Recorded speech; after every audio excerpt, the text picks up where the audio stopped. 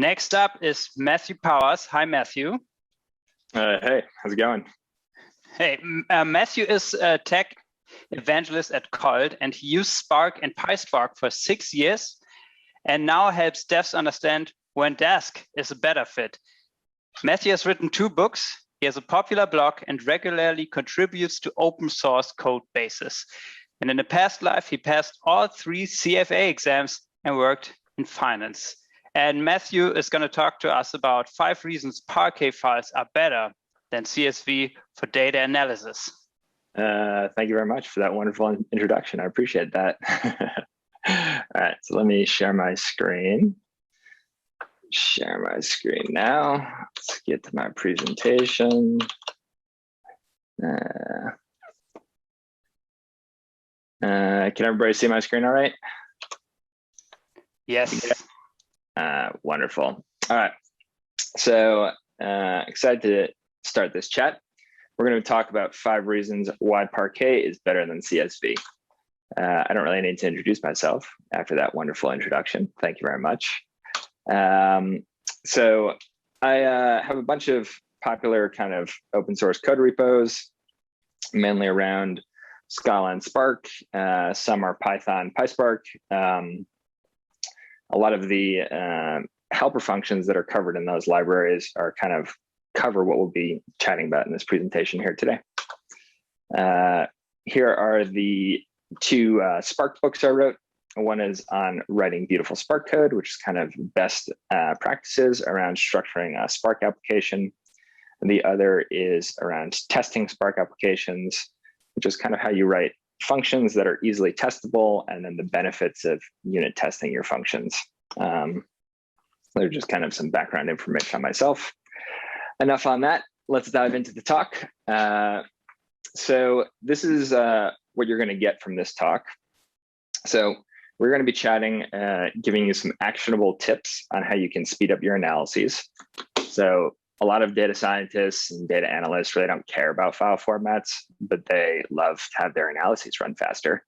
We're going to have a better understanding of why file formats are so important for data analyses. The speed ups can be really significant. We'll give you some intuition on how to choose the right file format for your particular analyses. I think the intuition is kind of my most important takeaway I want to give all the participants in this call today. And this is not going to be a deep theory talk, more about actionable practical advice. So this slide is to kind of motivate why file formats can matter so much. So let's suppose you have a lake of CSV files and you're going to be training a model. And let's suppose it takes 8 hours for your computation to run. Well, that's actually kind of incredibly painful. Whenever you have a computation that's multi-hours, it really impacts how you work with the computation. In this case, I've had this before where you kind of like run the computation and then go to bed and then hope it worked when you wake up in the morning. And that's really a terrible workflow that you don't want to have. Sometimes a change as simple as switching to the Parquet file format from CSVs can give you this kind of 25x performance improvement that'll get your model to train in 20 minutes. So let's look at these 5 reasons at a high level before we dive into them in detail. So the first reason why Parquet is better than CSV is because Parquet files have schema info in the file footer. That means you don't need to guess at the schema or specify it manually. It's way more convenient. Another huge advantage of Parquet files is that they're better for compression, so they result in smaller file sizes, which are more performant. Parquet is a columnar file format, which means you can just cherry pick individual columns from the file when you're reading them into the cluster, which is wonderful from a performance perspective. Similarly, you can cherry pick certain row groups. Anytime you get that data skipping, that's a huge performance boost. And finally, Parquet files are immutable, which is a benefit because sometimes people will go in there and sneak and change some stuff around in the CSV file and cause some nasty bugs. So you can't do that with Parquet. So the concepts covered in this talk are applicable to Pandas, Spark, Dask, Presto, and other computation engines too. So this is conceptual. We're going to use Dask code snippets, but the concepts apply to all these different computation engines. Okay, let's dive in here. Let's look at cluster computations at a high level, kind of how the cluster interacts with files. So when you run a computation, you're going to want to send data from files into your cluster to run some computations. That happens in parallel in a cluster computing system. And the key point to take away from this slide is whenever you can send less data to the cluster, you're going to get a really nice performance gain. So just keep that in mind, and let's jump into one of those ways to send less data to the cluster. And that is called column pruning. So suppose you have a data set with 6 columns of data and 10 rows. Now, if you leverage column pruning, what you can do is just grab a subset of the columns and send those to the cluster rather than sending all the columns to the cluster. So as you can imagine, if you can send only A, B, and C to the cluster for a given computation rather than A, B, C, D, E, F, you're going to get a really nice performance gain. This is called column pruning. And interestingly enough, this is only available on a columnar file format like Parquet. So you can't implement something like this with a row-based file format like CSV. So what we're going to do now is look at a real-world data set and quantify the performance gains we can see from column pruning. Our data set is going to look like this. It's going to be one row of data per second for 20 years. And it's going to have 5 columns: timestamp, ID, name, X, and Y. And this is the query we're going to run, which is we want to figure out the number of unique values in the ID column. So pretty simple. So what we're going to do is run this query on a CSV data lake. And this data set, by the way, is going to have, I think, around 615 million rows of data. And we're running these computations on a 5-node cluster. So when we run this computation on a CSV data lake, we don't have access to column pruning. So we just kind of run this maybe as you're normally used to running this query. And we can see that the result is 367. And this computation takes 2 minutes and 11 seconds to execute. So not terrible, not great. Let's take a look at this same query on a Parquet data lake using column pruning. So here we're taking the same data set on a bunch of Parquet files. We're specifying this columns argument, which is saying, hey, just grab the ID column. Don't grab those other 4 columns. We just care about the ID column because that's the only one that's relevant for this particular query. With column pruning, we can see that this query only takes 29.8 seconds to execute, and it gives us the same result. So what we're seeing here is we're getting a 4.4x performance gain for this query just from using column pruning, just simply from adding this one line of code, which was the columns equal ID, and using the Parquet file format. So we can already see reason number 1 is amazing and gives huge performance gains. By the way, these data sets are in public S3 buckets, and these notebooks are in the Coiled Resources GitHub repo. So if you want to run these computations on your machine, feel free to go ahead. I would love you to check my benchmarks. Okay, off to reason number 2 of why Parquet is better than CSV, which is predicate pushdown filtering. So with column pruning, we saw, okay, we can take a subset of the columns and send those to the cluster. Now we're looking, how do we take a subset of the rows and send those to the cluster? getting back to our original principle of anytime we can send less data to the cluster, we got a huge performance benefit.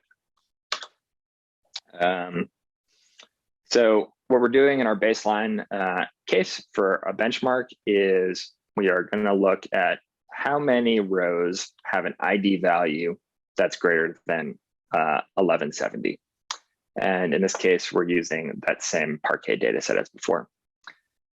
So we can see that only a small percentage of the data has an ID value that's greater than 1170.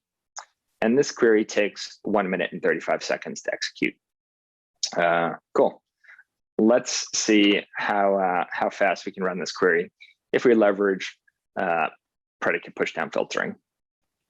So in order to leverage predicate pushdown filtering, we need to supply this additional argument, which are the filters. And we're saying, just give us the ID greater than 1170. And now when we run our query, we can see it can execute in 3.8 seconds, and we get the same result. So we're querying the same data, we're doing the same exact thing. The only difference is that we've supplied this additional argument, which is enabling our predicate pushdown filtering. So now we have our beautiful 25x performance gains. This is what I was alluding to in that original slide when I was saying, hey, how could you take an 8-hour workflow down to 20 minutes? That's what 25x gets you in this big data space. And as you can see, this is a total type of game changer performance. Let's look at some examples to try to get some intuition around how predicate pushdown filtering is working, so you can understand how to best leverage it in your analyses. So Parquet files are separated into row groups. And what predicate pushdown filtering does is, based on the filtering criteria, it'll selectively filter out row groups that don't need to be sent to the cluster at all. So when we're running a query and we're looking for files or row groups that have an ID greater than 1070, what Parquet is going to do is we're going to look at each of the row groups and look at the max value in each of the row groups. And we're only going to grab a row group that has a max value that's greater than 1070. Because if the ID max value for a given row group is not greater than 1070, we know that it doesn't contain any data that's relevant for our query. So in this first row group up here, we can see that the max ID value is 946. So none of that data is relevant for our query. We're looking for IDs greater than 1070. In the second row group, we can see the max ID value is 987. So we can see that that's not greater than 1070. So that row group also does not have any data that's relevant for our particular query. Now in this third row group, we can see the max ID value is 1080. So that does have a max value that's greater than 1070. So that third row group does have data that's relevant for our query. Now, one thing to note is you can't cherry pick which data in a row group gets sent to the cluster. You need to send the whole row group. So the entire row group is sent, including the data that's not relevant. So we need to perform both the predicate pushdown filtering, and it's still going to give us some data that's irrelevant, and you need to filter that out on the cluster side. Hopefully that gives you some intuition around predicate pushdown filtering, which is another extraordinarily powerful feature of Parquet files. Okay. Continuing on, I'm sure you're convinced already that Parquet is better than CSV. So these extra reasons are just extraneous at this point, but I'll give them to you anyways. So file compression. So Parquet files can be compressed easier than CSV files. Parquet files are columnar file format versus CSV files, which are row-based file format. So row-based files store their data in this manner on the left, whereas columnar files store their data similar to the manner on the right. It's kind of like a transposed version of a row-based file. Now, columnar file formats store similar data next to each other. So we can see like the 1, 2, and 3 are all right next to each other. Compression algorithms really like that. When similar data is near each other, compression algorithms can do their magic better than they can normally. And that's why columnar file formats are more compressible and will result in smaller file sizes. Let's look at the recaps of a little experiment I ran just to confirm this. So what I did was I created a 315 million row data set and wrote out some gzipped Parquet files, and then wrote that same exact data set out as gzipped CSV files. So I wrote out 521 Parquet files and 521 CSV files using the same compression algorithm, just to make sure it's a good apples to apples test. The Parquet data was in total 6.3 gigs, and the CSV data was 7.5 gigs. So the CSV data set was 19% bigger in this case. This shows, of course, that columnar files are more compressible. And this data was written in a public S3 bucket, so coiled datasets time series 1990s. So if you'd like to check this out, you can feel free to query that data yourself. This notebook used to create those datasets is in the coiled resources GitHub repo if you want to check it out. I'm just going to show you the snippet just because this is cool. This Dask datasets time series has been a godsend for me for experimentation purposes. It's such a nice, useful little data set. So we can see that we generate this data set. It has 315 million rows of data. It has 521 partitions, which is the 521 files that get written out. And we're writing those out as Parquet files. Just gonna look, it looks like there's some Q&A. Just gonna take a look. I'm gonna take a look at these questions later. Sorry, everybody. My brain can't handle being distracted. Sorry. I will answer those questions though. Let me try to rush through the rest of this. I'm prepared to answer those questions. Okay, so reason number 4 why Parquet is better than CSV is that Parquet files contain schema metadata in the file footer.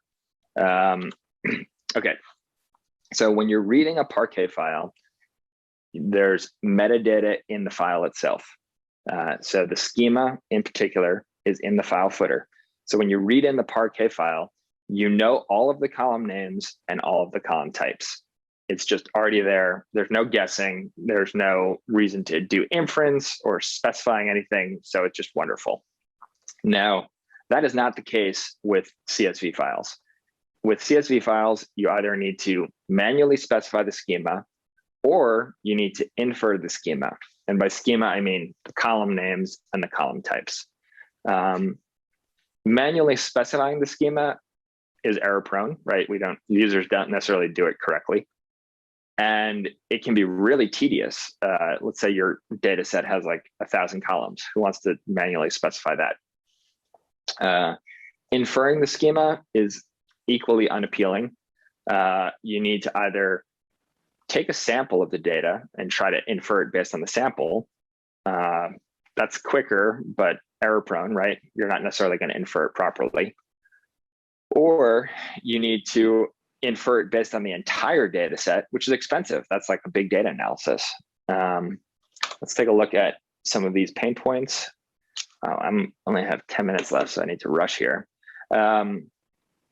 So let's take a look at reading a CSV into a Dask data frame. So let's suppose we have this CSV data with first name and age columns. We read it into a Dask data frame, and we can see that the D types are correctly inferred in this case, right? We didn't manually specify it, so that means that Dask is going to use inference. We can see we've correctly inferred the first name to be an object and the age to be an integer. So in that case, we're sitting pretty. Let's look at a case when this doesn't work out well. So we have another data set we have the same first name and age columns, but in this case, we have some messy data in the age column. Now, in this case, we're trying to manually specify the first name should be an object, the age should be an int64, and this blows up because it's saying, hey, we can't cast that weird data into an int64. So it's correctly blowing up, but this is the types of CSV errors that I hate dealing with. So what you might do is say, okay, well, instead of manually specifying the schema, I'm just going to infer it. And then Dask is going to infer age to be an object, which we don't want because that it's not an object, and that impacts the operations we can perform on that column downstream. So when you do this with the Parquet file, you don't need to do any inference. You don't need to do any guessing. The schema is already there. So we just read in the Parquet file. What Dask is going to do is grab the schema from the footer. It's going to know exactly what the schema is and properly type everything. So much more convenient.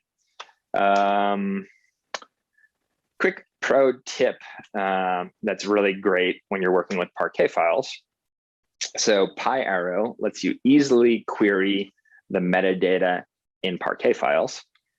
In this little example right here, we're grabbing our Parquet file and we're running the schema method, and we can see that we can just immediately grab the schema information for that file. It's incredibly convenient, and this also ties back with the Parquet predicate pushdown filtering for the different row groups. If you want to query the min and max value for each column by row group, that's possible as well. Okay, I have 8 more minutes. Last reason why Parquet is better than CSV.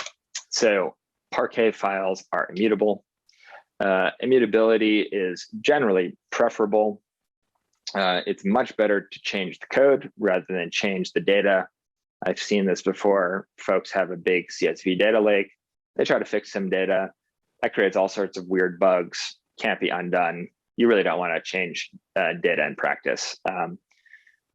In practice, if you're dealing with cloud-based storage, this can be a bit of a moot point because CSV that's in an object store like S3 is immutable in any case. Okay, so I'm hoping at this point you're convinced that Parquet is better than CSV.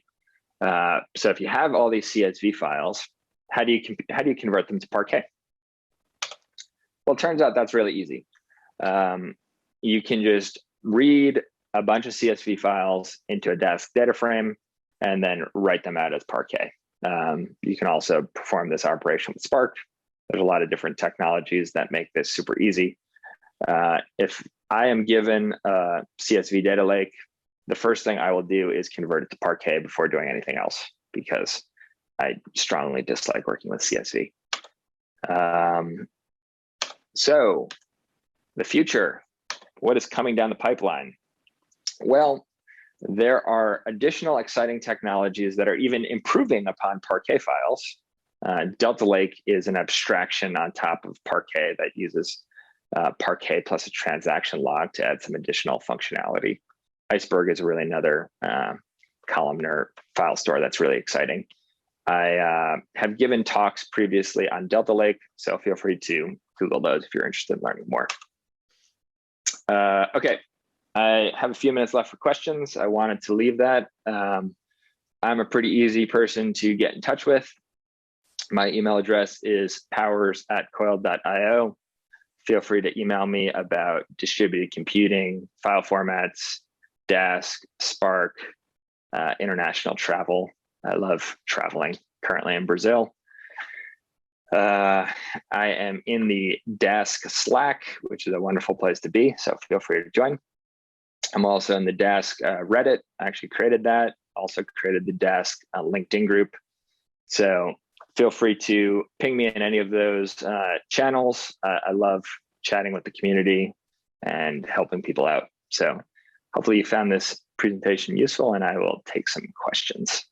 All right. Thank you very much, Matthew. Oh, Parquet and CSV. That's a great topic. And we have many, many questions. So let's start with the first one. Brian wants to know, can you not column prune on load of a CSV as well, though? Or is that not possible in Dask? It's not that it's not possible in Dask. It's just not possible with a row-based file format. So you have to, so column pruning is, right, like with CSV, you have to send all the data to the cluster, and then you can grab certain columns. With Parquet, you can just grab some columns and just cherry pick those and send them to the cluster. And that's the difference. So anytime, so just at a high level, there's certain columnar file formats and row-based file formats. Row-based file formats are formats like CSV and JSON and text files. Columnar file formats are like OCR and Parquet. And column pruning is only possible with columnar file formats. Yeah, it's a great question. Okay, and then Brian also had a question when they're looking at Dask data frame. It passes to pandas read CSV, which you can filter use calls to selectively load. So I'm a bit confused about example 1. Yes, so you can, yeah. So use calls, and it's a great question. So if you look at the pandas docs, because pandas has the same thing with column pruning and these limitations. So pandas, when you look at the docs, like the read Parquet docs have the column pruning syntax, and the read CSV docs do not have the column pruning syntax. So it's the same thing with pandas. Use calls does not use column pruning. Use calls sends all the data over and then filters it. Okay, thank you. Donnie has a question. Do I have any control over how row groups are formed when saving a Parquet file? That is a wonderful question.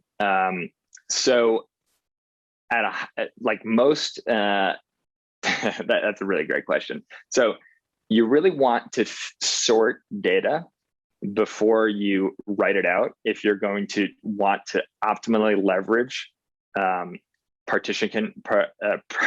predicate pushdown partitioning on that column value. So anytime the data is sorted, the row groups are going to be better organized. But like with Spark and Dask, I don't know of a way to fine tune it, to customize it. So basically the answer is like no, but you can sort and make it a little bit better, but kind of no. Just so you know, there's a related topic. So Databricks has 2 versions of Delta.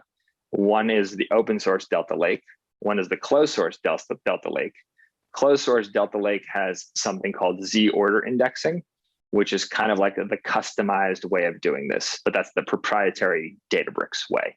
So Google Databricks Z-order indexing if you want to get into like all the messy details with that one.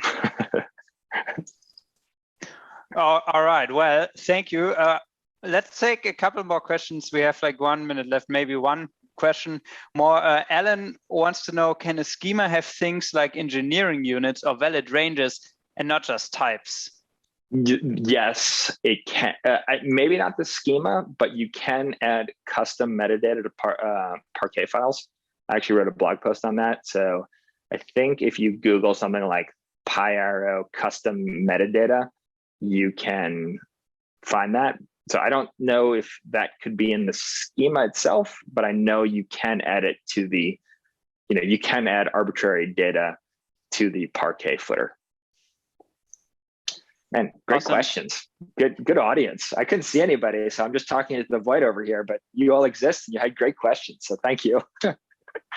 Maybe, you can see each other a little bit on GatherTown or on the Slack, where you can continue this conversation. Thank you so much, Matthew, and thanks for being a part of PyData Global 2021. You're very welcome. Thanks for hosting.